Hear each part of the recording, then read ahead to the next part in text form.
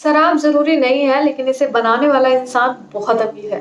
तम्बाकू, गुटखा भी ज़रूरी नहीं है, लेकिन इन्हें बनाने वाला इंसान बहुत अमीर है। खाना बहुत ज़रूरी है, लेकिन इसे उगाने वाला किसान आज भी बहुत गरीब है। सो हे गाइस, मेरा नाम है Shivani Rajput and I welcome you all to my channel a tale of rejections.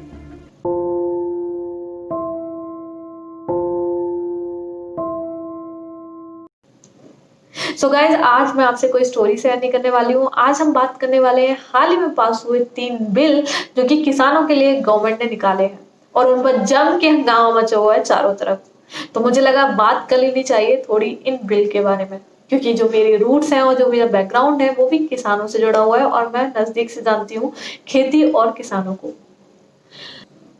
तो सबसे पहली बात तो मुझे यही समझ में नहीं आई कि गवर्नमेंट ने इन बिल को ऑर्डिनेंस के थ्रू क्यों पास करवाया। इन बिल के लिए एक रेगुलर जैसे पार्लियामेंट में और बिल पास होते हैं वैसे क्यों नहीं किए गए, क्योंकि इन बिलों पर तो बहस होनी चाहिए थी और जो भी कमियां थी उन पर बात होनी चाहिए थी और जो इम्प्रूव कर सकते थे बेटर से बेटर वर्जन हमें वो लेके आना चाहिए था। बट अब चूंकि बिल पास हो चुके हैं, अब बिल आ चुके हैं, तो बात करते हैं सबसे पहले बिल के बारे में।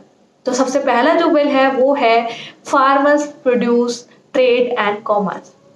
इस बिल के अकॉर्डिंग अब किसान कहीं भी ट्रेड कर सकते हैं, यानी अपनी फसल को वो पूरे इंडिया में कहीं भी उसे सेल कर सकते हैं। मैं बताती हूँ कैसे होता। ये था कि यूपी के जो किसान है उन सारे किसानों ने अगर आलू की फसल कर ली तो बहुत एक्सेस में, मतलब बहुत ज्यादा एक्सेस में ही उत्पादन हो गया। तो अब हमारे यूपी के स्टेट में उतनी है ही नहीं खपत, तो क्या होता था कि उनके दाम ना कम हो जाते थे। अभी क्या होता है कि जिस स्टेट में जहां पर कम है उस चीज का उत्पादन, हम किसान वहां जाकर अपने फसल को बेच सकते हैं। लेकिन वही बात कि बेचने के लिए आपको पोर्टल पे रजिस्टर करना पड़ेगा और उसके थ्रू आपको बुकिंग करनी पड़ेगी।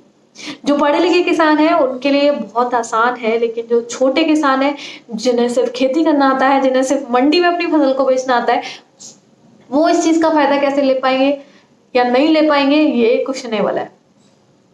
तो बात करते हैं हम दूसरे बिल की, the farmers agreement on price insurance and farm services.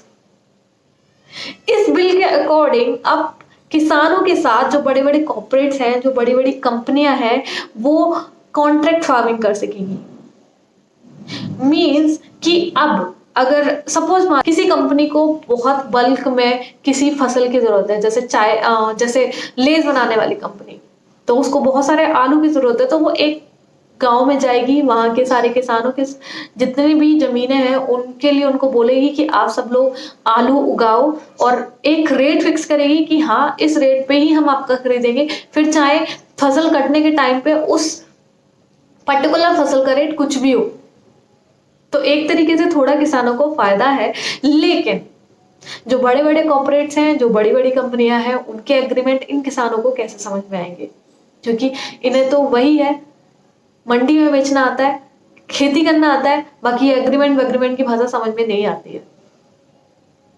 क्योंकि किसानों को ऐसा लगता है कि वो थोड़े इंफीरियर है इन पढ़े लिखे लोगों से, और सच्चाई है ये, क्योंकि गवर्नमेंट ने इतने सारे बेनिफिट्स लेके आती है लेकिन ये किसान अवेल नहीं कर पाते हैं। उसका एक सबसे बड़ा रीजन ये है कि एक तो अवेल नहीं होते, दूसरा ये कि वो ना थोड़ा इंफीरियर फील करते हैं उन पढ़े लिखों से बात करने में। वो हमेशा किसी थर्ड पर्सन को चाहते हैं अपने बीच में जो कि उनकी बात वहां तक पहुंचा सके। तो अभी मुझे नहीं पता कि ये गवर्नमेंट ने कैसा क्या सेटअप किया है कि वो जाके उनसे एग्रीमेंट करेंगे। और सबसे बड़ी बात, अगर कल को कोई डिस्प्यूट होता है तो उसको रिजॉल्व कौन करेगा। और अगर ये मंडी वाला जो ऑफिसर है उसको सिर्फ सैलरी से ही मतलब होता है, वो किसानों के लिए इतना क्यों पेन लेगा।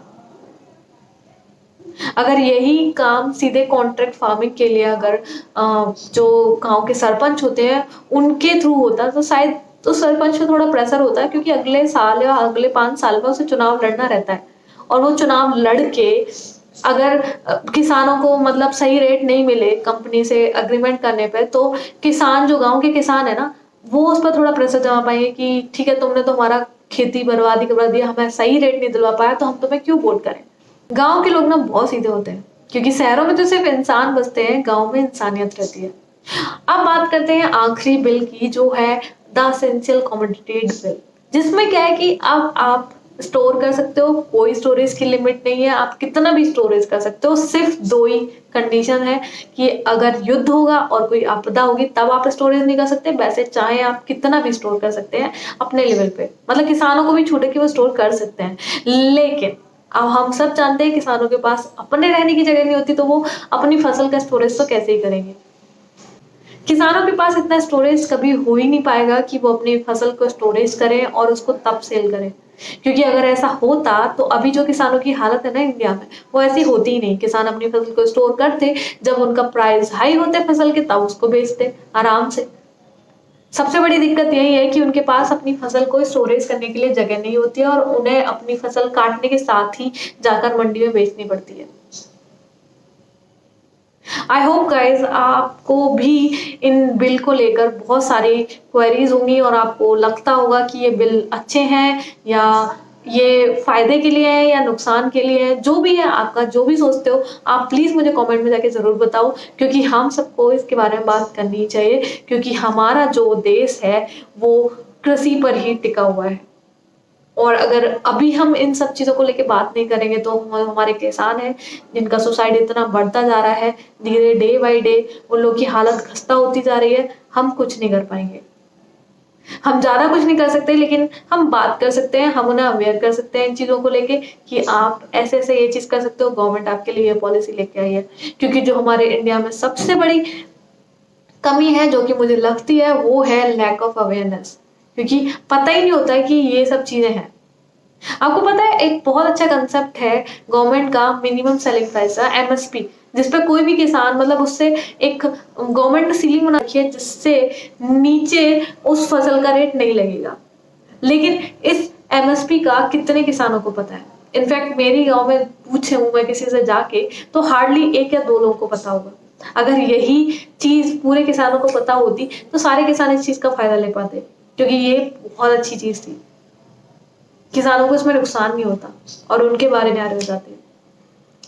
बट जैसे मैंने कहा सबसे बड़ी प्रॉब्लम है लैक ऑफ अवेयरनेस। तो गाइस आप मुझे बताइए कमेंट में जाके कि इन बिल में और क्या क्या चेंजेस हो सकते हैं और ये बिल कैसे फायदेमंद है और कैसे नुकसानदायक है हमारे किसानों के लिए। So guys till then bye bye, मिलते हैं नेक्स्ट वीडियो में, तब तक see you, stay happy, stay healthy and keep smiling.